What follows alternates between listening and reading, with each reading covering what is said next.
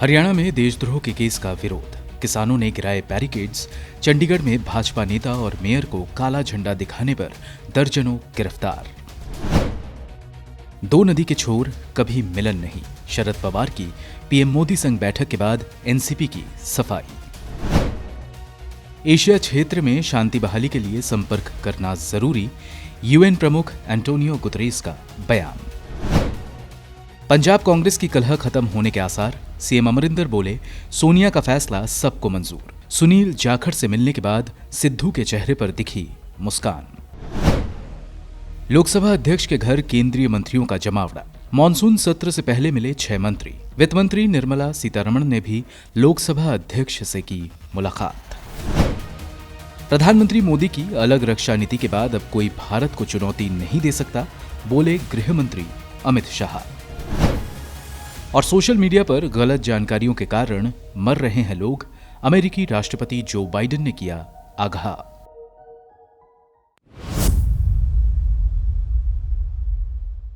British journal the Lancet global health में छपी एक रिपोर्ट के मुताबिक साल 2019 में भारत की 35% आबादी माइग्रेन और तनाव की वजह से होने वाले सिरदर्द का शिकार थी। रिपोर्ट में देश में बढ़ते न्यूरोलॉजिकल डिसऑर्डर्स के विश्लेषण से ये जानकारी मिली है। आंकड़े देखें तो 2019 के दौरान देश में कुल 48.8 करोड़ लोग माइग्रेन और तनाव जैसे मानसिक विकारों का शिकार थे। अगर लिंग के आधार पर देखें तो पुरुषों के मुकाबले महिलाएं कहीं ज्यादा इन समस्याओं का शिकार थीं। जहां करीब 23.5 करोड़ पुरुष माइग्रेन और तनाव का शिकार थे, वहीं महिलाओं में ये आंकड़ा 25.3 करोड़ से ज्यादा रहा था। आज जिस तेजी से शहरीकरण हो रहा है, उसका असर हमारे स्वास्थ्य पर भी पड़ रहा है। भागती दौड़ती जिंदगी काफी हद तक इसके लिए जिम्मेदार है। साथ ही भारत की उम्र दराज होती आबादी भी इसका एक कारण है। वहीं हाइजीन और स्वास्थ्य के प्रति बढ़ती गई लापरवाही भी कई हद तक इसके लिए जिम्मेदार है।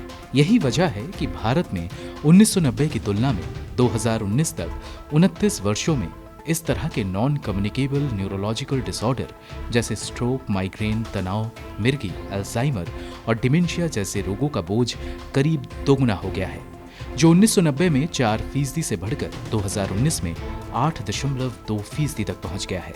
शोध के मुताबिक देश में न्यूरोलॉजिकल डिसऑर्डर के बढ़ते बोझ के लिए काफी हद तक स्ट्रोक जिम्मेदार है, जहां न्यूरोलॉजिकल डिसऑर्डर में इसकी हिस्सेदारी करीब 37.9% की है।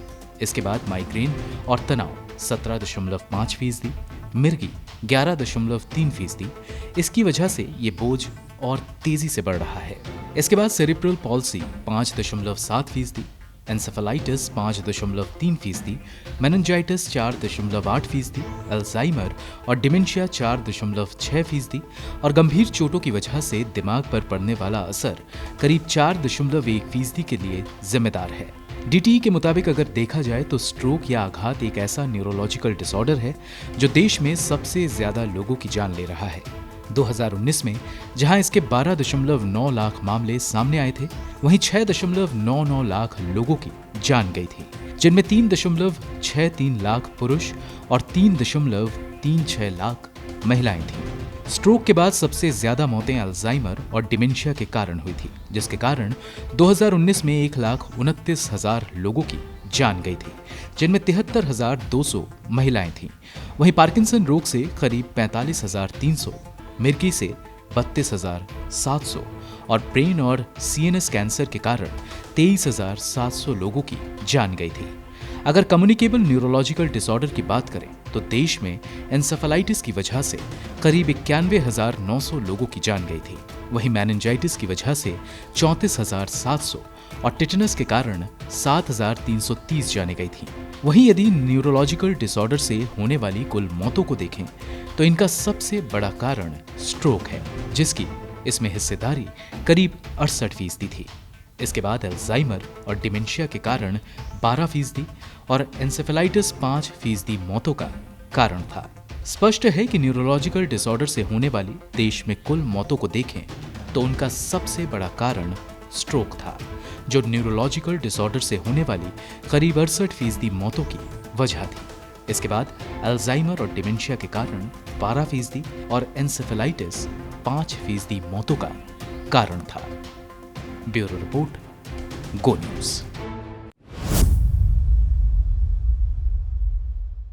भारत में आईपीसी की धारा 124 के तहत लगाया जाने वाला राजद्रोह कानून काफी समय से विवाद का कारण रहा है। बीती फरवरी में 21 साल की पर्यावरण कार्यकर्ता दिशा रवि समेत कई और लोगों को इसी कानून के तहत गिरफ्तार किया गया था। अब एक बार फिर देशद्रोह कानून को लेकर बहस शुरू हो गई है। ये बहस सुप्रीम कोर्ट की हाल ही में सेडिशन लॉ को लेकर टिप्पणी के बाद शुरू हुई। दरअसल सुप्रीम कोर्ट ने एक याचिका पर सुनवाई करते हुए इस कानून को अंग्रेजों के जमाने में स्वतंत्रता अभियान को दबाने के लिए लाया गया बताया और इसकी वैधता पर सवाल खड़े किए। भारत के मुख्य न्यायाधीश एनवी रमन्ना और जस्टिस एएस बोपन्ना और ऋषिकेश रॉय की बेंच उस याचिका पर सुनवाई कर रही थी, जिसमें कहा गया था कि राजद्रोह कानून संविधान में निहित अभिव्यक्ति की आजादी पर हमला करता है। इस हमले पर सुनवाई करते हुए अदालत ने कहा कि दुर्भाग्य से इस कानून को 75 साल बाद जारी रखा गया। सरकार कई अप्रचलित कानूनों को खत्म कर रही है। हम नहीं जानते कि वे इस कानून की जांच क्यों नहीं कर रहे हैं। इस कानून का जारी रहना संस्थाओं के कामकाज और व्यक्तियों की स्वतंत्रता के लिए एक गंभीर खतरा है। भारतीय दंड संहिता की धारा 124A के तहत आने वाले राजद्रोह कानून में राजद्रोह को किसी भी ऐसी कार्यवाही के रूप में परिभाषित किया गया है जिससे भारतीय सरकार के प्रति नफरत पैदा हो या नफरत पैदा करने की कोशिश हो। ये कानून 1870 से ही भारत में अवैध है। राजद्रोह कानून पर सुप्रीम कोर्ट की टिप्पणी तब आई है जब कई मीडिया रिपोर्ट्स में सेडिशन लॉ से जुड़े चिंताजनक आंकड़े साझे किए गए हैं। राष्ट्रीय अपराध रिकॉर्ड ब्यूरो के आंकड़े कहते हैं कि हाल के सालों में राजद्रोह के मामले में 160% की बढ़ोतरी हुई है। साल 2014 में जहां सिर्फ 47 मामले ही देशद्रोह कानून के तहत दर्ज किए गए थे, वहीं 2019 में 93 केस धारा 124 के तहत दर्ज किए गए हैं। 2015 में इस कानून के तहत 30, 2016 में 35, 2017 में 51, 2018 में 70, जबकि 2019 में 93 मामले दर्ज किए गए हैं। ऐसा भी कहा जा रहा है कि मोदी सरकार के सत्ता में आने के बाद से ही राजद्रोह कानून के तहत दर्ज मामलों में इजाफा हुआ है। 2014 से 2018 के बीच दर्ज हुए राजद्रोह के मामलों का 50% हिस्सा सिर्फ 4 राज्यों में है। इन राज्यों में से 3 बीजेपी शासित हैं। कुल मामलों का 16% हिस्सा अकेले असम का ही है। इसके अलावा हरियाणा में 13%, बिहार में 11%, झारखंड में 16%, केरल में 9% और 35% दूसरे राज्यों में दर्ज है। और ज्यादा हैरानी की बात यह है कि जहां सेडिशन लॉ के तहत गिरफ्तार हुए लोगों के आयु वर्ग में बड़ा अंतर है। 2019 में जिन लोगों पर इसके तहत मामला दर्ज हुआ, इनमें से अधिकतर लोग 18 साल से 30 साल के बीच थे। साल दर साल राजद्रोह कानून के तहत मामलों में वृद्धि देखी जा रही है, जबकि इसके तहत दोषी करार दिए जाने वाले लोगों का फीसद गिरकर 3% तक पहुंच गया है।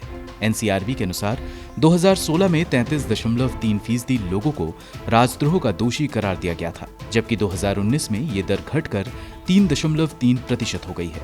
2016 में दर्ज 35 राजद्रोह मामलों में से सिर्फ एक व्यक्ति को ही दोषी करार दिया गया है। 2017 में 1, 2018 में 2 और फिर 2019 में भी सिर्फ 2 ही लोगों पर आरोप सिद्ध हुआ। सुप्रीम कोर्ट ने सेडिशन लॉ के साथ साथ आईटी एक्ट की धारा 66A के तहत दर्ज मामलों को लेकर आपत्ति जताई। सूचना प्रौद्योगिकी अधिनियम 2000 की धारा 66A को सुप्रीम कोर्ट ने 6 साल पहले एक मामले पर सुनवाई के दौरान असंवैधानिक करार दे दिया था। अदालत ने इसे मनमाने ढंग से अत्यधिक और असमान रूप से अभिव्यक्ति के अधिकार पर हमला करने वाला करार दिया था। हालांकि एक एनजीओ द्वारा सुप्रीम कोर्ट में दायर एक याचिका के अनुसार 11 राज्यों में जिला अदालतों के समक्ष इस कानून के 745 मामले सक्रिय हैं, जिनमें अभियुक्तों पर अवैध कानून के तहत अपराधों के लिए मुकदमा चलाया जा रहा है। ब्यूरो रिपोर्ट, को न्यूज़।